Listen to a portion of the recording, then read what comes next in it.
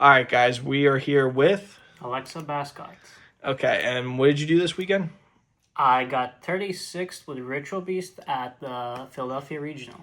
So Pretty let big me. regional. Okay, so 36 with Ritual Beast in a format where Oh my god. basically Artifact Lancea is a staple, three of in every single side deck. Um, how did you do it? Really tough. Artifact Lancea is a major issue for this deck, although a lot of people will forfeit games way earlier than they need to. I've won games where I go second and get Lancea and I still win that game. You shouldn't just concede ever, really. This deck can, with Winda and stuff like that, it can always crawl back. Right. And what was your record after? So it was 10 rounds of Swiss. So it was 10 rounds of Swiss. I was 7-2-1, so 2 losses. Now, hypothetically speaking, let's say I was playing Magic the Gathering, I maybe rolled a dice to either get a draw or a win, and I ended up losing. So technically, I only lost 1 round. 1 round out of 10 rounds. That's pretty good. But we don't speak of it. That was in a video game. In a video Didn't game, happen. right. Didn't happen. So, and another reason why we wanted to do this deck profile is, when we were looking at some lists for some ideas leading up to this event, when we were talking about it, we couldn't find any relevant list that topped any relevant event in the past, at least 2 months. Couple of months at least. So we looked at those lists, and you weren't too happy with them. They were a bit wonky at times. Right. And you just said, like, hey, I'm going to show you guys how to do it. You've been playing this deck for a long time. Oh, yeah. And, okay, so let's get into the list. So a lot of this is standard. It's 3 Cannahawk. They're Italian, so your opponent doesn't know what it does. Elder, standard. It's the best starter. Laura, again, it's the best starter. And Rampangu. Now, all of this is standard. There's nothing really to talk about there. That's just your consistency cards. You want to max out on those. Now, these are the bricks, the one-ofs. So you play one old Laura because it revives from the grave. It comes up. You have to play at least one of these. You play one Pedalfin. This is required for certain combos to light lock because you ended up needing more names, more level 4s. So you just have to play this. Even if you don't use it to break boards, you just because it's a level 4 and it's a name. When standard, this is the best card going second. Every single game I went second, I resolved this card by crashing into something and just summoning the Link 4. I'll talk about it more when we get to the extra deck. And then Apelio is standard. So that's the Ritual Beast lineup. Now just the hand traps and the sub engine. A cut back Nemesis engine. You don't need the corridor anymore because just EXT outs it way too easily. It's just not worth it to play another brick just to get EXT negated anyway. It's right. It doesn't work. So how was Protos? Protos, every single game I resolve this card, I win. Typically, I search it going first game 1. But I don't play it. I just keep it in my hand for follow-up. Because it's easiest to blind call dark, but then you can't go into your IPSP play, which is like the best thing to do with this deck. So it's better to just search it, have it for follow-up, but then on IPSP, link 4 and trap. So it's good, but more so for going second. You can't go second without this. And then you play 3 Shifter. You never cut this card because if you get Lancea, this is your insurance. If you're going first, playing versus let's say Mitsurugi, if they Lancea you shifter them. They're not playing much either, so it makes sense. Now the hand traps, you play Ash is the only monster hand trap I play. The reason being is you have to play hand traps for when you get Lancea. So you can still stop them, hopefully. If you're playing Board Breakers, which before this deck was playing Board Breakers because it was just correct. Evenly is very good in this deck. But now, because of Lancea, you have to play this.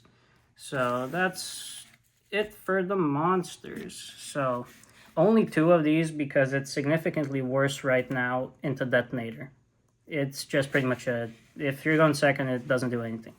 Enough said. It's good, very good versus Tempai. Don't forget the switching of the attack position. If you just switch the attack position of Chandra in the battle phase, Tempai loses. And then you play this. So For consistency. for consistency. Now, I did have to cut one of my non-engines to play this because I was breaking a bit. So this, if you look at all of the like Ritual Beast deck lists, this has one more consistency card than they do. And then this is like crazy good starter because it's not once per turn. It's just free extender. It extends any combo. It's easier to light lock it's easier to light lock if you have this card and just Cannon Hog. Otherwise, it can be difficult. And then this is standard because it's to dodge Nibiru, it's to dodge Valor, it's to dodge Infinite Impermanence. And it's just good, again, if you get Lancea, if you set this, you're living a turn, probably, maybe. It happens somewhat often. So let me just move these a bit to the side. I want to talk about this card more. Yes, the 2 Book of Moon. I wanted to play 3, however, Pot of Prosperity was the third one. So if you don't want to play Pot of Prosperity, play 3 of these, just because this makes it so if you have Cannon Hawk, if you normal Cannon Hawk, if they impermit, you just activate Cannon Hawk effect, Book of Moon it. And at that point, the only hand trap that's stopping you if you draw this card is Ash. You don't care about any other hand traps. Nibiru, okay, yeah, Nibiru, if people play it. Depending on where they nib you, it might not even matter. Most people don't know how to play against this deck. So they're just going to nib at the wrong spot and it won't even matter. So this should maybe be a 3-of if you can fit room, but because it's a shifter deck, you need to play 40 cards even, no matter what. It's never worth it to go above 40 cards in a shifter deck. And then this standard, you have to because it's a board breaker.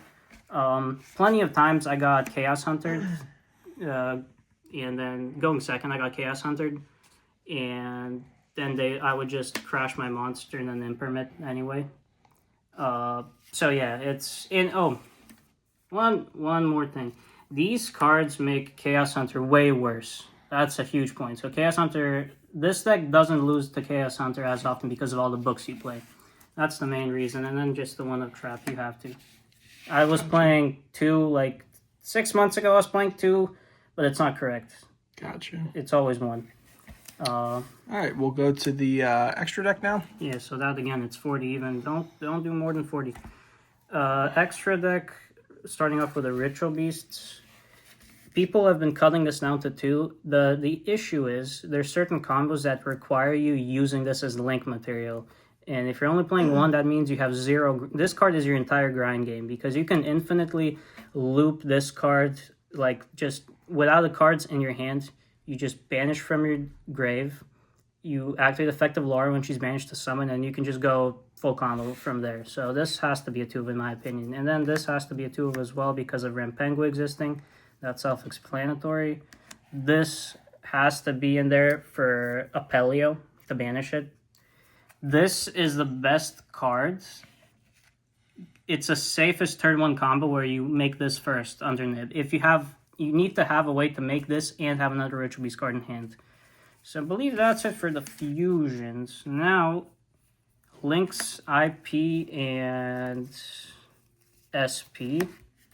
The standard. It's the thing you end on going first. You end on IP, Link 4 trap in another body to go from here. So that's just the standard thing you do. You have to play a 2-ray Rotari for Rampengu again. Now, this is also standard. You have to play 1 of these. Now, this is where the differences come in. These are changeable.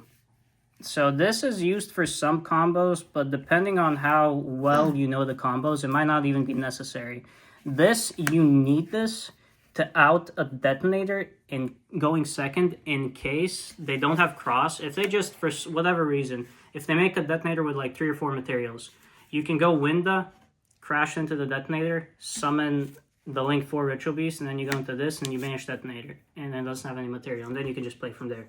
So that's the point of this card. This should maybe, depending on how quickly you play, probably be a Gagaga Cowboy. But yeah, that's enough there. And just these. This can also maybe be a Gagaga Cowboy. The thing with this card is it doesn't do anything for 10 rounds, and then maybe that 11th round, it'll be the reason why you win the game. So it's always in and out of the extra deck, but I typically keep it in. So that. Okay. And then we'll get to the side. Side deck is, I think, pretty standard. It's cross out for Lancea. Needed. You need it. The crossout of the card sucks. But in this deck specifically, you need it. You don't want to main it and then call it by the same reason. Yes, you like drawing cards. You like drawing cards. It's very good to draw cards. And then, But not in the main, right? No, I don't think in rarely. I don't think Fu in the main is good in many decks. I tried in a bunch of decks. I don't like it too much. I'd rather just see a hand trap. Nib.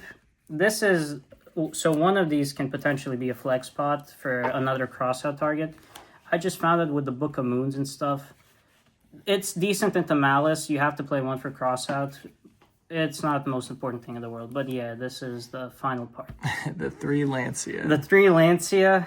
Hopefully they ban this. It's never gonna happen. I'm still coping. Maybe it'll happen, but yeah.